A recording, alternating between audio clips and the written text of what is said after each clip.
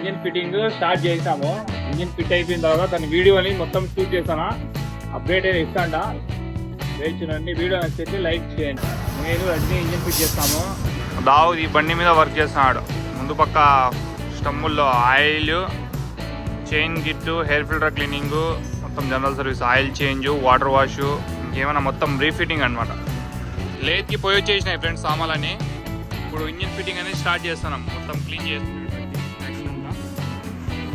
ఇప్పుడు ఈ compressor video అనేది ఇన్స్టాగ్రామ్ కోసం మొత్తం వీడియో షూట్ చేస్తున్నాం ఫ్రెండ్స్. చూడండి, ఇది కొత్త పిస్టన్, ఇది సీజ్ అయిపోయిన పిస్టన్. దీన్ని డీటెయిల్ వీడియో చూడాలంటే మన ఇన్స్టాగ్రామ్ పేజ్ మెన్షన్ చేస్తాను, దాంట్లో పోయి చూడండి.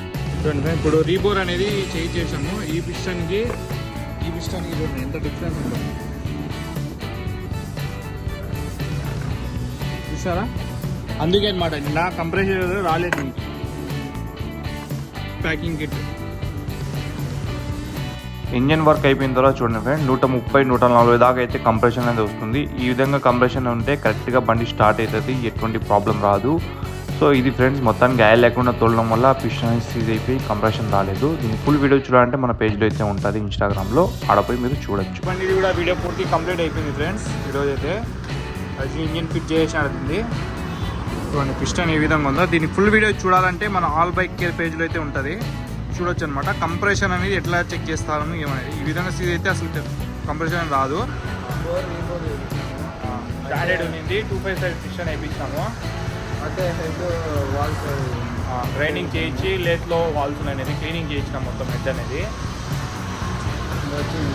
ఇంజిన్ ఆయిల్ మొత్తం తీసేసి ఆ పాత ఆయిల్ నీట్గా ఆ స్టైనర్ క్లీన్ చేసి కొత్తది ప్యాకింగ్ గిఫ్ట్ అంతా, హెడ్ గ్యాస్కెట్, బోట్ ప్యాకింగ్, టెక్స్చర్ ప్యాకింగ్ వేసేసినాము. హెడ్ బీడింగ్ అంటే హెడ్ బీడింగ్ పాతది, దానికి జస్ట్ అనాబాట్ చేసినాము. ఆయిల్ కొత్తది, లెగ్ కొత్తది వేసినాము. మరి మొత్తం వర్క్ అయితే కంప్లీట్ అయిపోయింది. జనరల్గా ఇంజిన్ ఇప్పినప్పుడు అంతా ఎయిర్ ఫిల్టర్, టోటల్ బాడీ అనేది క్లీన్ చేస్తాము. ఇది కొత్త బండి కాబట్టి టోటల్ బాడీ ఏమి క్లీన్ చేయలేదు. దీనికి బండి తిరిగినేమో చాలా తక్కువ అనమాట. దీనికి రీడింగ్ చూడొచ్చు మీరు. బాగా మటుకు భలే హైలైట్ అయింది.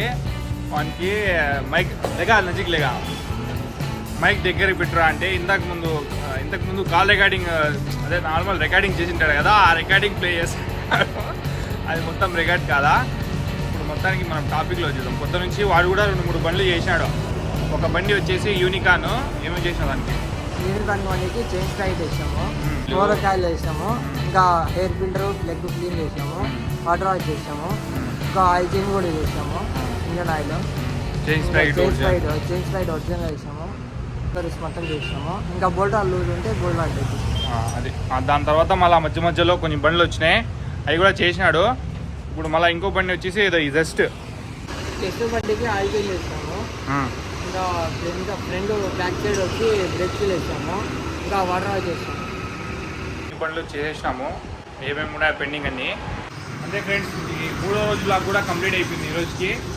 ఈ వీడియో నచ్చేటైతే అందరికీ లైక్ చేసి షేర్ చేయండి. సబ్స్క్రైబ్. Thank you.